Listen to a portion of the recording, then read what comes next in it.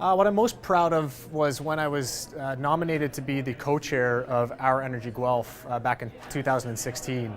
At the time, we were a task force of about 21 volunteers initiated by the City of Guelph to advise them on the update of their Community Energy Initiative. So the Community Energy Initiative was about a decade old and it needed to be refreshed, and so they recruited 21 of us to help them with that.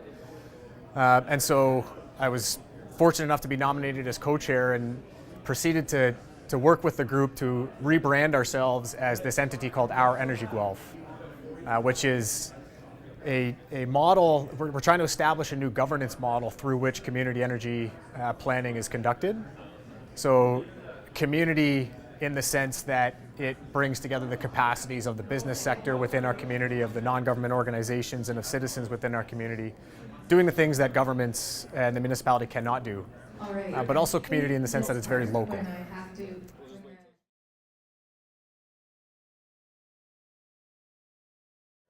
Some of the barriers, I think they're twofold. One is that whenever you're trying to do something called, with the term community in it, as in Community Energy Initiative, it's bringing together multiple different perspectives from across the sector, across the political spectrum, across demographics.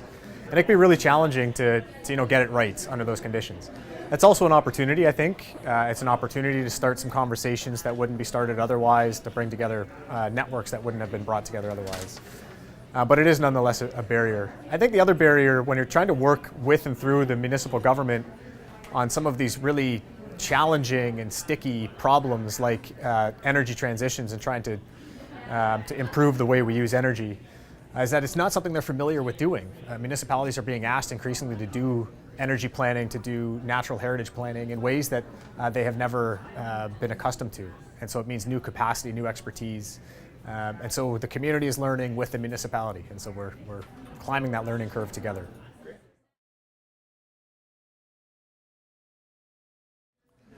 I mean, if we get this right, if we get the Community Energy Initiative right, which means we're successful in reducing how much energy we use, we're using more renewable energy, it means that we've got cleaner air. It means air quality is improved tremendously throughout the city, which is great for especially young children and older demographics who are most vulnerable to heavily polluted air.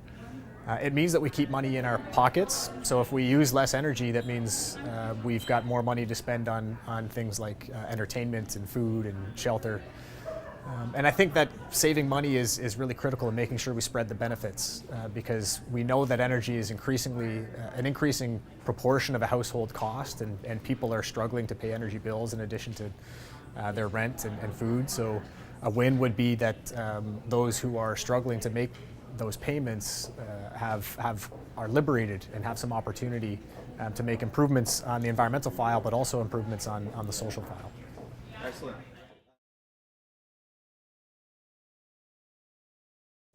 I think what's top of mind for me right now is the Clare Maltby development in the South End.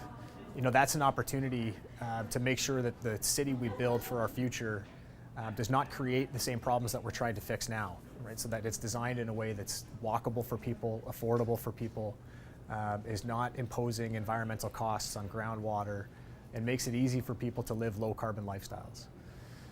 If we don't get that right, it means that we're going to have to make some changes in Clare Maltby.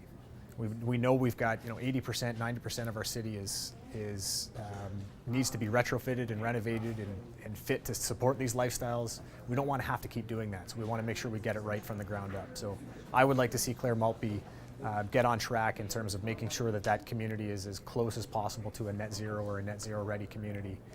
Accounting for the affordability challenges, which I know is not an easy task, but it's a task we're going to have to meet if we want to realize the future that Guelphites expect of our city.